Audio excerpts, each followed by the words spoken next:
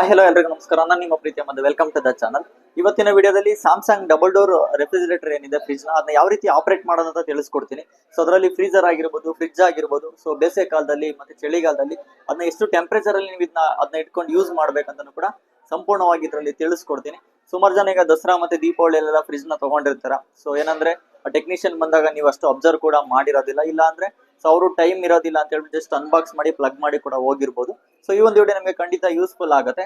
So ಕೊನೆವರೆಗೂ ನೋಡಿ. ಮತ್ತೆ ನೀವೇನಾದ್ರು ನಮ್ಮ ಚಾನಲ್ ನ ಹೊಸದಾಗಿ ನೋಡ್ತಾ ಇದ್ರ, ಸಬ್ಸ್ಕ್ರೈಬ್ ಮಾಡ್ದಲೇ ನೋಡ್ತಾ ಇದ್ರೆ ಸಬ್ಸ್ಕ್ರೈಬ್ ಮಾಡ್ಕೊಳ್ಳಿ. ಹಾಗೆ ಈ ಒಂದು ಇನ್ಫಾರ್ಮೇಶನ್ ನಿಮ್ಗೆ ಇಷ್ಟ ಆಗಿತ್ತು ಅಂದ್ರೆ ಲೈಕ್ ಅಂಡ್ ಶೇರ್ ಮಾಡಿ ಅಂತ ಹೇಳ್ತಾ ಬನ್ನಿ ಡೆಮನ ಶುರು ಮಾಡೋಣ. ಕನ್ನಡ ಮಣ್ಣನ್ನು ಮರಿಬೇಡ ಓ ಅಭಿಮಾನಿ. ಸ್ಯಾಮ್ಸಂಗ್ ಅಲ್ಲಿ ಏನಂದ್ರೆ ನಿಮ್ಗೆ ಎರಡು ವೇರಿಯಂಟ್ ಬರುತ್ತೆ ಫ್ರಿಜ್ ಗಳಂತ ಬಂದಾಗ. ಸ್ಟಾರ್ಟಿಂಗ್ 236 ಲೀಟರ್, 256 ಲೀಟರ್ ಎಲ್ಲ ಬಂದ್ಬಿಟ್ಟು ಈ ರೀತಿ ಬರುತ್ತೆ ನಿಮ್ಗೆ ಫ್ರಿಜ್ ಅಲ್ಲಿ ಆಪರೇಟಿಂಗ್ ಬಂದ್ಬಿಟ್ಟು.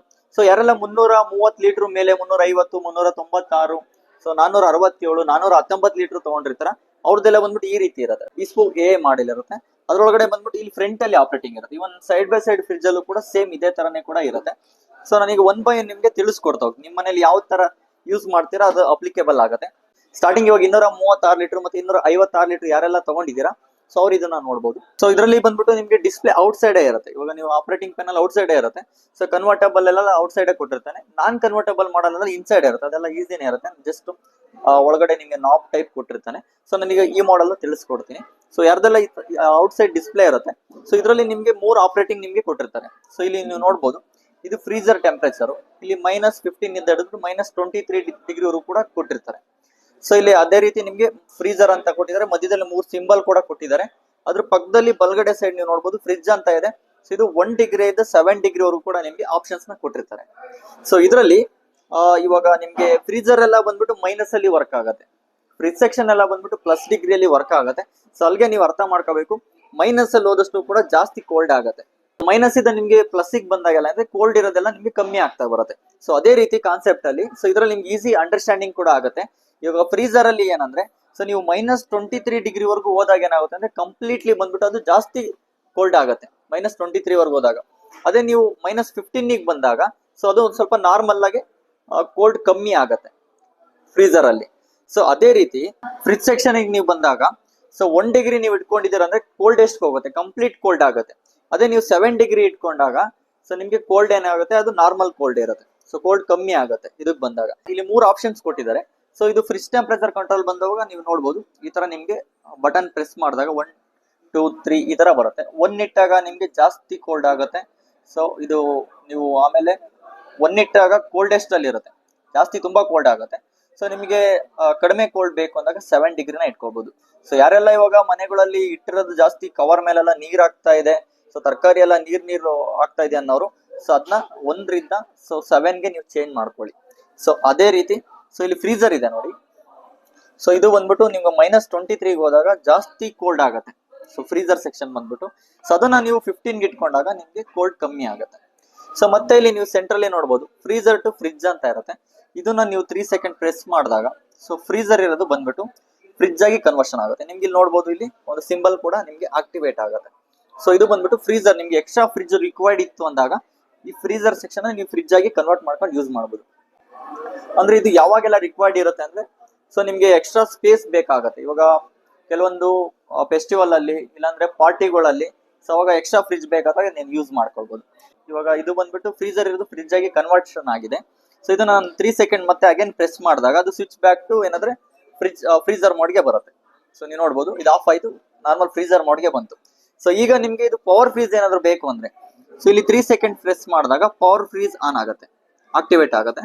ಸೊ ಇಲ್ಲಿ ಮೇಲ್ಗಡೆ ಆನ್ ಆಯ್ತು ನೋಡಿ. ಸೊ ಇದರಿಂದ ನಿಮ್ಗೆ ಏನಂದ್ರೆ 31% ಫಾಸ್ಟ್ ಆಗಿ ಐಸ್ ಮೇಕಿಂಗ್ ಕೂಡ ಆಗುತ್ತೆ ಮತ್ತೆ ಕ್ವಿಕ್ ಫ್ರೀಜಿಂಗ್ ಆಗುತ್ತೆ. ಐಸ್ ಕ್ಯೂಬ್ಸ್ ನಿಮ್ಗೆ ಬೇಕು ಅಂದಾಗ ಸೊ ಇದನ್ನ ಪವರ್ ಫ್ರೀಜ್ ನೀವು ಆಕ್ಟಿವೇಟ್ ಮಾಡ್ಕೊಳ್ಬಹುದು. ಸೊ ಅದೇ ರೀತಿ ನಿಮ್ಗೆ ಇಲ್ಲಿ ರೈಟ್ ಸೈಡ್ ಅಲ್ಲಿ ಪವರ್ ಕೂಲ್ ಅಂತ ಇರುತ್ತೆ. ಸೊ ಇದನ್ನ ನೀವು 3 ಸೆಕೆಂಡ್ ಪ್ರೆಸ್ ಮಾಡಿದಾಗ ಸೊ ಫಾಸ್ಟ್ ಆಗಿ ಬಂದ್ಬಿಟ್ಟು ಇದು ಐಸ್ ಮೇಕಿಂಗ್ ಆಗುತ್ತೆ. ಸೊ ಇಲ್ಲಿ ಮಧ್ಯದಲ್ಲಿ ಆಕ್ಟಿವೇಟ್ ಆಯ್ತು ನೋಡಬಹುದು. ಫಾಸ್ಟ್ ಆಗಿ ಏನಂದ್ರೆ ಕೆಳಗಡೆದು ಕೂಲ್ ಆಗುತ್ತೆ. ಅಂದ್ರೆ ಕೋಲ್ಡ್ ಡ್ರಿಂಕ್ಸ್ ಆಗಿರ್ಬೋದು, ಸೊ ಫುಡ್ ಆಗಿರ್ಬೋದು, ನಿಮ್ಗೆ ಕ್ವಿಕ್ ಆಗಿ ಕೂಲ್ ಆಗ್ಬೇಕು ಅಂದಾಗ ಇದನ್ನ ನೀವು ಸೆಲೆಕ್ಟ್ ಮಾಡ್ಕೊಳ್ಬಹುದು. ನಾರ್ಮಲ್ ಆಗಿ ಇವಾಗ ಐಡಿಯಲ್ ಟೆಂಪರೇಚರ್ ಅಂತ ಬಂದಾಗ ಎಷ್ಟಕ್ಕೆ ನಾವು ಇಟ್ಕೊಂಡು ಯೂಸ್ ಮಾಡ್ಬೇಕು ಅಂತ ಬಂದಾಗ ಸೊ ಇವಾಗ ಫ್ರೀಜರ್ ಸೆಕ್ಷನ್ ಎಲ್ಲ ಬಂದ್ಬಿಟ್ಟು ಒಂದು -19 ಇಂದ -21 ಇದ್ರೆ ಸಾಕಾಗುತ್ತೆ. ಸೊ ಅದ್ರಲ್ಲಿ ನೀವು ಇಟ್ಕೊಂಡು ಯೂಸ್ ಮಾಡಬಹುದು. ನಾನು ಆಪರೇಟ್ ಮಾಡಿ ತೋರಿಸ್ತೀನಿ ನೋಡಿ. ಸೊ -19 ಇಂದ -21 ಬಿಟ್ವೀನ್ ಅಲ್ಲಿ ನೀವು ಇಟ್ಕೊಂಡು ಯೂಸ್ ಮಾಡಬಹುದು. ಯಾವುದೇ ಫ್ರಿಜ್ ಆಗಿರ್ಬೋದು, ಅದು ಐಡಿಯಲ್ ಟೆಂಪರೇಚರ್ ಅಂತ ಕರಿತೀವಿ. ಕಾಮನ್ ಆಗಿ ಸ್ಟ್ಯಾಂಡರ್ಡ್ ಆಗಿ ಯೂಸ್ ಮಾಡೋಂಥ ಟೆಂಪರೇಚರ್. AC ಅಲ್ಲಿ ನಾವು ಸ್ಟ್ಯಾಂಡರ್ಡ್ 24 ಡಿಗ್ರಿ ಯಾವ ತರ ಇಟ್ಟು ಯೂಸ್ ಮಾಡ್ತೀವಿ, ಫ್ರಿಜ್ ಅಲ್ಲಿ -19 ಇಂದ -21 ಬಂದ್ಬಿಟ್ಟು ಫ್ರೀಜರ್ ಸೆಕ್ಷನ್ ಯೂಸ್ ಮಾಡ್ತೀವಿ. ಅದೇ ರೀತಿ ಫ್ರಿಜ್ ಸೆಕ್ಷನ್ ಅಂತ ಬಂದಾಗ ಸೊ ಇದರಲ್ಲಿ ಬಂದ್ಬಿಟ್ಟು 2 to 4 ಡಿಗ್ರೀಸ್ ಅಂದ್ರೆ 2 ಡಿಗ್ರಿಯಿಂದ 4 ಡಿಗ್ರಿ ವರೆಗೂ ನೀವು ಇದನ್ನ ಬಳಸಬಹುದು. ಸೊ ನಾರ್ಮಲ್ ಟೆಂಪರೇಚರ್ ಆಗಿರುತ್ತೆ. ಸೊ ಇದೆಲ್ಲ ಸ್ಟ್ಯಾಂಡರ್ಡ್. ಇವಾಗ ನಿಮ್ಗೆ ಸಮ್ಮರ್ ಅಲ್ಲಿ ಬೇಸಿಗೆ ಕಾಲದಲ್ಲಿ ಎಷ್ಟು ಟೆಂಪರೇಚರ್ ನ ಇಟ್ಕೊಂಡು ಯೂಸ್ ಮಾಡ್ಬೇಕು ಅಂತ ತಿಳಿಸ್ಕೊಡ್ತೀನಿ. ಬೇಸಿಗೆ ಕಾಲದಲ್ಲಿ ಏನಂದ್ರೆ ತುಂಬಾ ಬಿಸಿ ಇರುತ್ತೆ, ಹಾಟ್ ಇರುತ್ತೆ. ಆ ಟೈಮಲ್ಲಿ ನಿಮ್ಗೆ ಫ್ರೀಜರ್ ಆಗಿರ್ಬೋದು, ಫ್ರಿಜ್ ಆಗಿರ್ಬೋದು, ಕೂಲಿಂಗ್ ಜಾಸ್ತಿನ ರಿಕ್ವೈರ್ಡ್ ಇರುತ್ತೆ. ಸೊ ಆಗ ಬಂದ್ಬಿಟ್ಟು ನೀವು -21 ಡಿಗ್ರಿಯಿಂದ -23 ಡಿಗ್ರಿನ ಇಟ್ಕೊಂಡು ಯೂಸ್ ಮಾಡಿದ್ರೆ ಬೆಸ್ಟ್ ಇರುತ್ತೆ. -21 ಇಂದ -23 ಡಿಗ್ರಿ ನೀವು ಬೇಸಿಗೆ ಕಾಲದಲ್ಲಿ ಇಟ್ಕೊಂಡು ಯೂಸ್ ಮಾಡಿದಾಗ ಏನಂದ್ರೆ ಸೊ ಐಸ್ ಕ್ಯೂಬ್ಸ್ ಇರುತ್ತಲ್ಲ ಅದು ಸಾಲಿಡ್ ಆಗಿರುತ್ತೆ, ಅಂದ್ರೆ ಅದು ಬೇಗ ಕರಗೋದಿಲ್ಲ, ಸಾಲಿಡ್ ಆಗಿರುತ್ತೆ. ಮತ್ತೆ ಇನ್ನೊಂದೇನಂದ್ರೆ ಫ್ರೋಜನ್ ಐಟಮ್ಸ್ ಎಲ್ಲ ಇದ್ರಲ್ಲಿ ನೀವು ನಾನ್ ವೆಜ್ ಅದೆಲ್ಲ ಯೂಸ್ ಮಾಡ್ತೀರಾ ಅಂದ್ರೆ ಸೊ ನೀವು ಫ್ರೀಕ್ವೆಂಟ್ ಆಗಿ ಡೋರ್ ಎಲ್ಲ ನೀವು ಕೆಳಗಡೆ ಅಥವಾ ಮೇಲ್ಗಡೆ ಓಪನ್ ಮಾಡ್ತಾ ಇದ್ರು ಕೂಡ ಸೊ ಅದು ಫ್ರೆಶ್ ಆಗಿರುತ್ತೆ. ಸೊ ನೀವು ಆ ಡಿಗ್ರಿ ಟೆಂಪರೇಚರ್ ಇಟ್ಕೊಂಡು ಯೂಸ್ ಮಾಡ್ತಿದ್ದೀರಾ ಅಂದ್ರೆ. ನೆಕ್ಸ್ಟ್ ಇದರಲ್ಲಿ ಫ್ರಿಜ್ ಟೆಂಪರೇಚರ್ ಅಂತ ಬಂದಾಗ ಬೇಸಿಗೆ ಕಾಲದಲ್ಲಿ 2 ರಿಂದ 3 ಡಿಗ್ರಿ ಟೆಂಪರೇಚರ್ ನೀವು ಯೂಸ್ ಮಾಡ್ಬೇಕಾಗತ್ತೆ. ಇನ್ನ ಓವರ್ ಚಿಲ್ ಬೇಕು ಅಂದಾಗ 1 ಡಿಗ್ರಿ ಕೂಡ ಇಟ್ಕೊಂಡು ಯೂಸ್ ಮಾಡಬಹುದು. ಸೊ ಹಾಲು, ಮೊಸರು ಆಗಿರ್ಬೋದು, ಅದೇ ರೀತಿ ವೆಜಿಟೇಬಲ್, ಫ್ರೂಟ್ಸ್ ಎಲ್ಲ ಬಂದ್ಬಿಟ್ಟು ಇನ್ನ ಫ್ರೆಶ್ ಆಗಿರುತ್ತೆ. ಇದು ಬೇಸಿಗೆ ಕಾಲದಲ್ಲಿ ನಿಮ್ಗೆ ಅಷ್ಟು ಡಿಗ್ರಿ ಟೆಂಪರೇಚರ್ ನ ಇಟ್ಕೊಂಡು ಯೂಸ್ ಮಾಡಬಹುದು. ಸೊ ಇದು ನೀವು ಕನ್ವರ್ಟಬಲ್ ಮಾಡ್ಕೊಂತೀರಾ ಅಂದ್ರೆ ಅದು ಎಕ್ಸ್ಟ್ರಾ ಫ್ರಿಜ್ ರಿಕ್ವೈರ್ಡ್ ಇದ್ದಾಗ ಯೂಸ್ ಮಾಡ್ಕೋಬಹುದು ಅಷ್ಟೇ. ಸೊ ಇನ್ನ ವಿಂಟರ್ ಮೋಡ್ ಚಳಿಗಾಲದಲ್ಲಿ ಅಂತ ಬಂದಾಗ ಸೊ ನೀವು ಎಷ್ಟು ಟೆಂಪರೇಚರ್ ಇಟ್ಕೊಂಡು ಯೂಸ್ ಮಾಡ್ಬೇಕಾದ್ರೆ ಇವಾಗ -17 ಇಂದ -19 ಅಲ್ಲಿ ನೀವು ಯೂಸ್ ಮಾಡ್ಕೊಂಡ್ರೆ ಸಾಕು ಅಷ್ಟೇ. ಯಾಕಂದ್ರೆ ಸ್ವಲ್ಪ ಇದೆಲ್ಲ ಬಂದ್ಬಿಟ್ಟು ಕೋಲ್ಡ್ ಆಗಿರುತ್ತೆ. ವಿಂಟರ್ ಮೋಡ್ ಅಲ್ಲೆಲ್ಲ ಅಷ್ಟೊಂದು ನಿಮ್ಗೆ ಕೋಲ್ಡ್ ರಿಕ್ವೈರ್ಡ್ ಇರೋದಿಲ್ಲ. ಆಗ ನೀವು ಬಂದ್ಬಿಟ್ಟು ಸೊ -17 ಇಂದ -19 ಯೂಸ್ ಮಾಡಿದ್ರೆ ಏನೋ ಅಷ್ಟೇ ಸಾಕಾಗತ್ತೆ. ಸೊ ಈ ಟೈಮ್ ಅಲ್ಲೆಲ್ಲ ಇದನ್ನೇ ಆಲ್ಮೋಸ್ಟ್ ಯೂಸ್ ಮಾಡಬಹುದು, ಯಾಕಂದ್ರೆ ಅಷ್ಟೊಂದು ಬಿಸಿಲು ಕೂಡ ಇಲ್ಲ ಔಟ್ ಸೈಡ್. ಸೊ ಅದೇ ರೀತಿ ನಿಮ್ಗೆ ಫ್ರಿಜ್ ಸೆಕ್ಷನ್ ಅಂತ ಬಂದಾಗ 3 to 5 ಡಿಗ್ರೀಸ್ ಇಟ್ಕೊಂಡು ಯೂಸ್ ಮಾಡಿದ್ರು ಕೂಡ ಆಗತ್ತೆ ಈ ಟೈಮ್ ಅಲ್ಲಿ. ಸೊ ಇನ್ನ ನಿಮ್ಗೆ ಜಾಸ್ತಿ ಇನ್ನೂ ಚಿಲ್ ಆಗ್ತಾ ಇದೆ, ಜಾಸ್ತಿ ಒಳಗಡೆ ಐಟಮ್ಸ್ ಎಲ್ಲ ನೀರ್ ಆಗ್ತಾ ಇದೆ ಅನ್ನೋ ಟೈಮ್ ಅಲ್ಲಿ ಫ್ರೀಜರ್ ಸೆಕ್ಷನ್ ಬಂದ್ಬಿಟ್ಟು -15 ಗೆ ಇಡಿ. ಸೊ ಫ್ರಿಜ್ ಸೆಕ್ಷನ್ ಬಂದ್ಬಿಟ್ಟು 7 ಡಿಗ್ರೀಸ್ ಗೆ ಇಡಿ.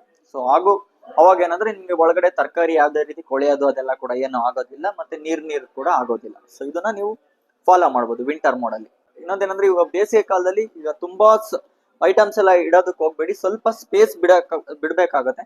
ಏನಕ್ಕೆಂದ್ರೆ ಎಲ್ಲ ನೀವು ಕಂಪ್ಲೀಟ್ ಆಗಿ ಪ್ಯಾಕ್ ಮಾಡಿದಾಗ ಏರ್ ಸರ್ಕ್ಯುಲೇಟ್ ಆಗಲ್ಲ, ಕೋಲ್ಡ್ ಏರ್ ಬಂದ್ಬಿಟ್ಟು. ಸೊ ಆದ್ರಿಂದ ನೀವು ಸ್ವಲ್ಪ ಸ್ಪೇಸ್ ನ ಬಿಡ್ಬೇಕಾಗುತ್ತೆ. ಇನ್ನೊಂದು ಇವಾಗ ಶಾಪಿಂಗ್ ಮಾಡ್ತಿರಲ್ಲ, ಗ್ರಾಸರೀಸ್ ಎಲ್ಲ ಜಾಸ್ತಿ ಶಾಪಿಂಗ್ ಮಾಡಿದಿರಾ ಅನ್ನೋದಾದ್ರೆ ಸೊ ಆಗ ನಿಮ್ಗೆ ಎಕ್ಸ್ಟ್ರಾ ಇವಾಗ ಪವರ್ ಕೂಲ್ ಅಂತ ಆಪ್ಷನ್ಸ್ ಇರುತ್ತಲ್ಲ, ಇದನ್ನ ನೀವು ಸೆಲೆಕ್ಟ್ ಮಾಡ್ಕೊಳ್ಳಿ. ಅವಾಗ ನಿಮ್ಗೆ ಕೂಲಿಂಗ್ ಸಫಿಶಿಯಂಟ್ ಇರುತ್ತೆ ನೀವು ಬೇಸಿಗೆ ಕಾಲದಲ್ಲಿ ನಾನು ಹೇಳ್ತಾ ಇರೋದು. ಸೊ ಅದೇ ರೀತಿ ಫ್ರೀಜರ್ ಅಲ್ಲಿ ಆಗಿರ್ಬೋದು, ಎಕ್ಸ್ಟ್ರಾ ನಿಮ್ಗೆ ಫ್ರಿಜ್ ರಿಕ್ವೈರ್ಡ್ ಇದ್ದಾಗ ಫೆಸ್ಟಿವಲ್ ಟೈಮಲ್ಲಿ, ಪಾರ್ಟಿ ಟೈಮಲ್ಲಿ ಅದನ್ನ ನೀವು ಕನ್ವರ್ಟ್ ಮಾಡ್ಕೊಂಡು ಯೂಸ್ ಮಾಡಬಹುದು. ಸೊ ಫ್ರೀಕ್ವೆಂಟ್ ಅಲ್ಲಿ ನೀವು ಏನಂದ್ರೆ ಅದೆಲ್ಲ ಆಕ್ಟಿವೇಟ್ ಮಾಡ್ಕೊಂಡಾಗ ಜಾಸ್ತಿ ಡೋರ್ನ ಪದೇ ಓಪನ್ ಮಾಡೋದಕ್ಕೆ ಹೋಗ್ಬಾರ್ದು. ಸೊ ಏನಕ್ಕೆ ಅಂದ್ರೆ ನೀವು ಡೋರ್ ಓಪನ್ ಮಾಡಿದ ತಕ್ಷಣ ಸೊ ಇಲ್ಲಿರ್ತಕ್ಕಂಥ ಕೋಲ್ಡ್ ಏರ್ ಎಲ್ಲ ಫಾಸ್ಟ್ ಆಗಿ ಸರ್ಕ್ಯುಲೇಟ್ ಆಗ್ಬಿಡುತ್ತೆ. ಸೊ ಫಾಸ್ಟ್ ಆಗಿ ಹೋಗ್ಬಿಡುತ್ತೆ. ಅವಾಗ ನಿಮಗೆ ಕೋಲ್ಡ್ ಬಂದ್ಬಿಟ್ಟು ಮತ್ತೆ ಸ್ಟಾರ್ಟಿಂಗ್ ಇದ್ದ ತಗೊಳಕ್ ಸ್ಟಾರ್ಟ್ ಆಗುತ್ತೆ RPM. ಸೊ ಅದರಿಂದ ಜಾಸ್ತಿ ಫ್ರೀಜರ್ ಡೋರ್ ನ ಓಪನ್ ಮಾಡಕ್ ಹೋಗ್ಬಾರ್ದು, ಕೋಲ್ಡ್ ಲಾಸ್ ಆಗೋದೇ ಅಲ್ಲಿಂದ. ಸೊ ಇದು ಬಂದ್ಬಿಟ್ಟು ಸ್ಟಾರ್ಟಿಂಗ್ ಇವಾಗ 236 ಲೀಟರ್ 256 ಲೀಟರ್ ಕೆಪಾಸಿಟಿಲಿ ಬರ್ತಕ್ಕಂಥ ಸ್ಯಾಮ್ಸಂಗ್ ಫ್ರಿಜ್ ಆಪರೇಟಿಂಗ್. ಸೊ ಇದರಲ್ಲೇ ನೆಕ್ಸ್ಟ್ ಸೆಗ್ಮೆಂಟ್ 330, 350, 396, 419, 467, 530 ಲೀಟರ್ಸ್ ಎಲ್ಲ ಬಂದ್ಬಿಟ್ಟು ಈ ರೀತಿ ಬರುತ್ತೆ. ಇದರಲ್ಲಿ ಔಟ್ ಸೈಡ್ ಬರೋದಿಲ್ಲ, ಇನ್ಸೈಡ್ ಬರುತ್ತೆ. ಸೊ ಇನ್ಸೈಡ್ ಯಾವ ರೀತಿ ಬರುತ್ತೆ ಅಂತ ಹೇಳೋದಾದ್ರೆ ರೈಟ್ ಸೈಡ್ ಅಲ್ಲಿ ಇದೆ, ಇಲ್ಲಿ ಕೊಟ್ಟಿದ್ದಾರೆ. ಇದು ನಾನು ನಿಮ್ಗೆ ಏನ್ ಹೇಳಿದೆ, ಫ್ರಿಜ್ ಟೆಂಪರೇಚರ್ ಸೇಮ್ ಇದ್ರಲ್ಲಿ ಸೇಮ್ ಇರುತ್ತೆ. 1 ಡಿಗ್ರಿ, 2 ಡಿಗ್ರಿ, 7 ಡಿಗ್ರಿ ಅವರು ಕೂಡ ಇದು ಆಪ್ಷನ್ಸ್ ನ ಕೊಟ್ಟಿರ್ತಾರೆ. ಸೊ ಅದೇ ರೀತಿ ಫ್ರೀಜರ್ ಅಲ್ಲಿ -15 ಇಂದ ಹಿಡ್ಬಿಟ್ಟು -23 ಡಿಗ್ರಿ ಏನ್ ಹೇಳಿದೆ ಅದೇ ತರಾನೇ ಇರುತ್ತೆ. ಸೊ ಐಡಿಯಲ್ ಟೆಂಪರೇಚರ್ ನೀವು 19 to 21 ಇಟ್ಕೊಂಡು ಯೂಸ್ ಮಾಡೋದು. ಫ್ರಿಜ್ ಅಲ್ಲಿ ಬಂದ್ಬಿಟ್ಟು 2 to 4 ಡಿಗ್ರೀಸ್ ನ ಇಟ್ಕೊಂಡು ಯೂಸ್ ಮಾಡಬಹುದು.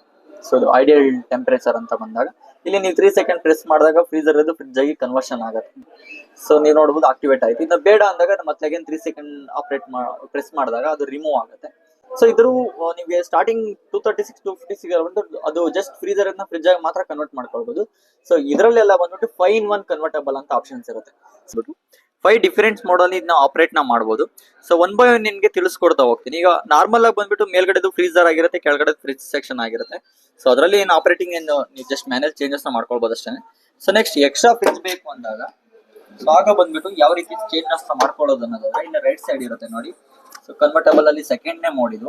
ಸೊ ಎಕ್ಸ್ಟ್ರಾ ಫ್ರಿಜ್ ಬೇಕು ಅಂದಾಗ ಅಲ್ಲಿ ನೀವು ಆಪರೇಟಿಂಗ್ ನ ಮಾಡ್ಬೇಕಾಗತ್ತೆ. ಇದು ನಾರ್ಮಲ್ ಮೋಡ್. ಸೊ ಒಂದು ಫ್ರೀಜರ್ ಟೆಂಪರೇಚರು ಹಾಗೂ ಫ್ರಿಜ್ ಟೆಂಪರೇಚರು, ಅಥವಾ ನನಗೆ ಎಕ್ಸ್ಟ್ರಾ ಫ್ರಿಜ್ ಬೇಕಾಗತ್ತೆ. ನೀವು ಇಲ್ಲಿ ಇದೆಯಲ್ವಾ, ಇಲ್ಲಿ ನೋಡ್ಬೋದು ಫ್ರೀಜರ್ ಕನ್ವರ್ಟಬಲ್ ಅಂತ ಇದೆ. ಇದನ್ನ ನೀವು 3 ಸೆಕೆಂಡ್ಸ್ ಹೋಲ್ಡ್ ಮಾಡಿದ್ರೆ ಅಂದ್ರೆ ಸಿ ಫ್ರೀಜರ್ ಬಂದು ಫ್ರಿಜ್ ಆಗಿ ಕನ್ವರ್ಟ್ ಆಯ್ತು.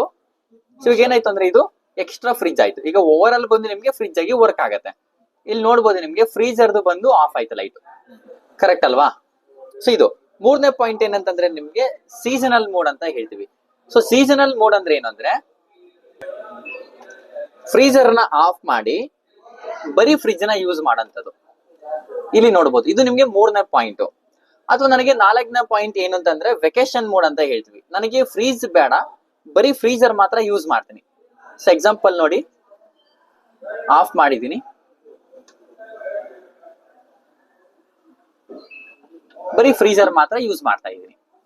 ಇಲ್ಲಿ ನೋಡ್ಬೋದು ಈಗ ನಿಮ್ಗೆ ಫ್ರಿಜ್ ಅಲ್ಲಿ ಯಾವ್ದೇ ತರ ಟೆಂಪರೇಚರ್ ಶೋ ಆಗ್ತಾ ಇಲ್ಲ, ಬರೀ ಫ್ರೀಜರ್ದು ಮಾತ್ರ ಶೋ ಆಗ್ತಾ ಇರೋದ್ರಿಂದ ಬರೀ ಫ್ರೀಜರ್ ಕಂಪಾರ್ಟ್ಮೆಂಟ್ ಮಾತ್ರ ವರ್ಕ್ ಆಗ್ತಾ ಇರತ್ತೆ, ಫ್ರಿಜ್ ಕಂಪಾರ್ಟ್ಮೆಂಟ್ ಕಂಪ್ಲೀಟ್ಲಿ ಆಫ್ ಆಗಿರತ್ತೆ. ಅಥವಾ ನನಗೆ ಎರಡು ಕೂಡ ಬೇಕಾಗಿಲ್ಲ, ಹೋಮ್ ಅಲೋನ್ ಮೋಡ್ ಬೇಕು. ಸೊ ಹೋಮ್ ಅಲೋನ್ ಮೋಡ್ ಅಂದ್ರೆ ಏನಂದ್ರೆ ಫ್ರೀಜರ್ ನ ಆಫ್ ಮಾಡಿ ಬರೀ ಫ್ರಿಜ್ ನ ಮಾತ್ರ ಯೂಸ್ ಮಾಡೋದು. ಜಸ್ಟ್ ಎಕ್ಸಾಂಪಲ್ ನೋಡಿ, ಸಿ ಇವಾಗ ಏನು ಅಂತಂದ್ರೆ ನಿಮ್ಗೆ ಈ ಕಡೆ ನೋಡ್ಬೋದು ಫ್ರೀಜರ್ ಕೂಡ ಆಫ್ ಆಗಿದೆ. ಸೊ ಈ ಕಡೆ ಬಂದು ಫ್ರಿಜ್ ಕೂಡ ಆಫ್ ಆಗಿದೆ, ಬಟ್ ಇಲ್ಲಿ ಕನ್ವರ್ಟ್ ಆಗಿದೆ. ಸೊ ಅಂದ್ರೆ ಫ್ರೀಜರ್ ಬಂದು ಫ್ರಿಜ್ ಆಗಿ ಕನ್ವರ್ಟ್ ಆಗಿದೆ. ಸೊ ಇದನ್ನ ಬಂದು ಹೋಮ್ ಅಲೋನ್ ಮೋಡ್ ಅಂತ ಹೇಳ್ತೀವಿ. 330 ಲೀಟರ್ ಮೇಲ್ಗಡೆ ಯಾರೆಲ್ಲ ಪರ್ಚೇಸ್ ಮಾಡಿರ್ತಾರ ಸ್ಯಾಮ್ಸಂಗ್ ಅಲ್ಲಿ ಅದು ಬಂದಿರುತ್ತೆ. ಸೊ ಇದು ಮ್ಯಾನ್ಯುಯಲ್ ಆಪರೇಟಿಂಗ್ ನಿಮಗೆ ತೋರಿಸ್ಕೊಟ್ಟಿರೋದು ಫೈನ್ ಅಂಡ್ ಕನ್ವರ್ಟಬಲ್. ಸೊ ನೀವು ವೈಫೈ ತ್ರನು ಕೂಡ ಕನ್ವರ್ಟ್ ಮಾಡ್ಕೊಳ್ಬಹುದು. ಸ್ಯಾಮ್ಸಂಗ್ ಅವ್ರದೇ ಸ್ಮಾರ್ಟ್ ಥಿಂಗ್ಸ್ ಅಂತ ಅಪ್ಲಿಕೇಶನ್ ಕೂಡ ಬರುತ್ತೆ. ನಿಮ್ಮ ಮನೇಲಿ ವೈಫೈ ನೆಟ್ವರ್ಕ್ ಅವೈಲೇಬಲ್ ಇರಬೇಕಾಗುತ್ತೆ. ರೋಟರ್ ವೈಫೈ ರೋಟರ್ ಅಲ್ಲಿ ಯೂಸ್ ಮಾಡ್ತೀರಾ ಅಂದ್ರೆ ಸೇಮ್ ಡಿವೈಸ್ ಇದಕ್ಕೆ ಕನೆಕ್ಟರ್ ಆಗಿರ್ಬೇಕು. ನಿಮ್ಮ ಫೋನ್ ಅಲ್ಲಿ ಎನಿವೇರ್ ನೀವು ಆಪರೇಟ್ ನ ಮಾಡಬಹುದು. ಸೊ ಅದರಲ್ಲಿ ನೀವು ಫ್ರೀಜರ್ ಟೆಂಪರೇಚರ್, ಫ್ರಿಜ್ ಟೆಂಪರೇಚರ್, ಅದು ಫೈನ್ ಏನ್ ಕನ್ವರ್ಟಬಲ್ ಇದೆ ಅದನ್ನ ನೀವು ಈಸಿಯಾಗಿ ಅದರಲ್ಲೂ ಕೂಡ ಆಪರೇಟ್ ನ ಮಾಡಬಹುದು ಅಂತ ಹೇಳ್ತಾ. ಸೊ ಅದರಲ್ಲಿ ಫುಡ್ ಮ್ಯಾನೇಜ್ಮೆಂಟ್ ಎಲ್ಲ ಆಪ್ಷನ್ಸ್ ಇರುತ್ತೆ, ಅದು ಅಡಿಷನಲ್ ಫೀಚರ್ಸ್ ಆಗಿರುತ್ತೆ ಅದರಲ್ಲಿ. ಅದೆಲ್ಲ ಆಪರೇಟಿಂಗ್ ನಿಮಗೆ ಈಸಿಯಾಗಿ ಗೊತ್ತಾಗುತ್ತೆ ಫೋನಲ್ಲೂ ಕೂಡ ಹೋಗ್ತೀರ ಅಂದಾಗ. ಸೊ ಈ ಒಂದು ಎರಡು ಫ್ರಿಜ್ ಅಲ್ಲಿ ನಿಮ್ಗೆ ಏನಾದ್ರು ಡೌಟ್ ಇತ್ತು ಅಂದ್ರೆ ಕಮೆಂಟ್ ಮಾಡಿ, ಇಲ್ಲ ವೈಫೈ ಇದು ನಿಮ್ಗೆ ತೋರಿಸ್ಕೊಡ್ಬೇಕು ಅಂದ್ರೆ ಬೇಕಾದ್ರೆ ಕಮೆಂಟ್ ಮಾಡಿ. ಸೊ ನಾವು ನೆಕ್ಸ್ಟ್ ವಿಡಿಯೋಸ್ ಅಲ್ಲಿ ಸೊ ಯಾವ ರೀತಿ ವೈಫೈ ನ ಕನೆಕ್ಟ್ ಮಾಡ್ಕೊಂಡು ಯೂಸ್ ಮಾಡೋದಂತ ಕೂಡ ತಿಳಿಸ್ಕೊಡ್ತೀವಿ. ಸೊ ನಂತರ ನಿಮ್ಗೆ ಬೇರೆ ಬ್ರಾಂಡ್ ಯಾವ್ದಾದ್ರು ಮಾಹಿತಿ ಬೇಕು ಅಂದ್ರೆ ಇವಾಗ LG ಆಗಿರ್ಬೋದು, ಹೈಯರ್ ಆಗಿರ್ಬೋದು, ವರ್ಲ್ಪೂಲ್ ಆಗಿರ್ಬೋದು, ಅದನ್ನ ಯಾವ ರೀತಿ ಆಪರೇಟಿಂಗ್ ಮಾಡಬೇಕು ಅನ್ನೋದಿತ್ತು ಅಂದ್ರೆ ಕಮೆಂಟ್ ಮಾಡಿ. ಆ ಕಮೆಂಟ್ಗೆ ನೆಕ್ಸ್ಟ್ ವಿಡಿಯೋಸ್ ನ ಮಾಡಿ ತಿಳಿಸ್ಕೊಡ್ತೀವಿ ಅಂತ ಹೇಳ್ತಾ ಈ ವಿಡಿಯೋ ಮುಗಿಸ್ತಾ ಇದ್ದೀನಿ. ಧನ್ಯವಾದಗಳು.